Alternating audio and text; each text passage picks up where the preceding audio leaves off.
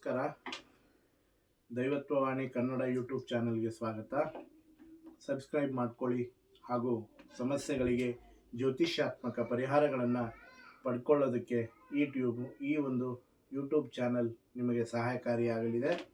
ಮೊದಲಿಗೆ ವಿಡಿಯೋ ಮಾಡಲಿಕ್ಕೆ ಬಂದಿರತಕ್ಕಂತಹ ಉದ್ದೇಶ, ಮೇಷರಾಶಿಯ ಒಂದು ಫಲಾಫಲಗಳು ಈ ತಿಂಗಳಲ್ಲಿ ಮಾಸ ಭವಿಷ್ಯ ಅಂತ ಏನು ಕರಿತೀವಿ, ಅಕ್ಟೋಬರ್ ತಿಂಗಳಲ್ಲಿ ಈ ಮೇಷರಾಶಿಯವರು ಆ ಒಂದು ವಿಚಾರದಲ್ಲಿ ಇವರಿಗೆ ಯಾವ ರೀತಿಯಾಗಿ ಬದಲಾವಣೆಗಳನ್ನು ಆಗ್ತದೆ.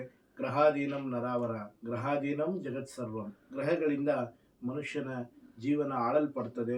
ಮನುಷ್ಯನ ಆಲೋಚನೆಗಳು ಗ್ರಹಗಳಿಗೆ ಯಾವ ರೀತಿಯಾಗಿ ಬದಲಾವಣೆ ಆಗುತ್ತೋ, ಯಾವ ರೀತಿಯಾಗಿ ಗ್ರಹಗಳ ಒಂದು ಚಲನವಲನಗಳಿಗೆ ಸಂಬಂಧಪಟ್ಟಿರೋದಾಗಿರುತ್ತದೆ ಅಂತ ಹೇಳೋದಕ್ಕೆ ಈ ಒಂದು ಮಾಸ ಭವಿಷ್ಯ ಅವನು ಒಬ್ಬ ವ್ಯಕ್ತಿ ಅನುಭವಿಸ್ತಕ್ಕಂತಹ ಎಲ್ಲ ರೀತಿಯ ಸುಖ ದುಃಖಗಳಿಗೆ ಒಂದು ಗ್ರಹಗಳೇ ಕಾರಣರಾಗಿರ್ತವೆ ಅಂತ ಹೇಳ್ತಾ, ಮೇಷರಾಶಿಯವರು ಈ ಒಂದು ಅಕ್ಟೋಬರ್ ತಿಂಗಳಲ್ಲಿ ಅನುಭವಿಸ್ತಕ್ಕಂತಹ ಸುಖಗಳು ದುಃಖಗಳು ಹಾಗೂ ಎಲ್ಲ ವಿಚಾರದ ಬಗ್ಗೆ ಚರ್ಚೆ ಮಾಡೋಣ.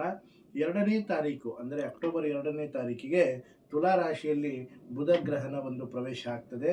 9ನೇ ತಾರೀಕಿಗೆ ಕನ್ಯಾ ರಾಶಿಯಲ್ಲಿ ಶುಕ್ರ ಗ್ರಹನ ಒಂದು ಪ್ರವೇಶ ಆಗ್ತದೆ. 17ನೇ ತಾರೀಕಿಗೆ ತುಲಾ ರಾಶಿಗೆ ರವಿ ಗ್ರಹ ಪ್ರವೇಶ ಆಗ್ತದೆ. ರವಿ ಅಲ್ಲಿ ಉಚ್ಚ ಸ್ಥಾನದಲ್ಲಿ ಬಂದು ನಿಲ್ತಾನೆ. ಆಮೇಲೆ 18ನೇ ತಾರೀಕಿಗೆ ಕರ್ಕ ರಾಶಿಗೆ ಗುರುಗ್ರಹ ತನ್ನ ಸ್ಥಾನವನ್ನು ಬದಲಾವಣೆ ಮಾಡ್ತಾನೆ. 24ನೇ ತಾರೀಕಿಗೆ ವೃಶ್ಚಿಕ ರಾಶಿಯಲ್ಲಿ ಬುಧ, 27ನೇ ತಾರೀಕಿಗೆ ವೃಶ್ಚಿಕ ರಾಶಿಯಲ್ಲಿ ಕುಜನ ಪ್ರವೇಶ ಆಗುವುದರಿಂದಾಗಿ ತುಂಬ ಒಂದು ಒಳ್ಳೆಯ ಗ್ರಹಗತಿಗಳ ಒಂದು ವಿಚಾರ ಆಗಿರೋದ್ರಿಂದ ಮೇಷರಾಶಿಯವರಿಗೆ ಈ ತಿಂಗಳು ತುಂಬ ಸುಖಕರವಾಗಿರ್ತಕ್ಕಂತಹ ವಾತಾವರಣ ಹೊಂದಿಕೊಳ್ಳಿಕ್ಕೆ ನಿರ್ಣಾಯಕವಾದಂತಹ ಒಂದು ವಾತಾವರಣವನ್ನು ನಿರ್ಮಾಣ ಮಾಡ್ತದೆ. ಸಂತೋಷಕರವಾದಂತಹ ವಿಚಾರ ಏನು ಅಂತ ಹೇಳಿದರೆ, ಗುರುಗ್ರಹ ತನ್ನ 4ನೇ ಮನೆಯಲ್ಲಿ ಬರುವುದರಿಂದಾಗಿ ಸುಖ ಸ್ಥಾನದಲ್ಲಿ ಉಚ್ಚ ರಾಶಿಯಲ್ಲಿ ಇರುವುದರಿಂದಾಗಿ ಉತ್ತಮ ಫಲಗಳನ್ನು ಪಡೆದುಕೊಳ್ತೀರಾ.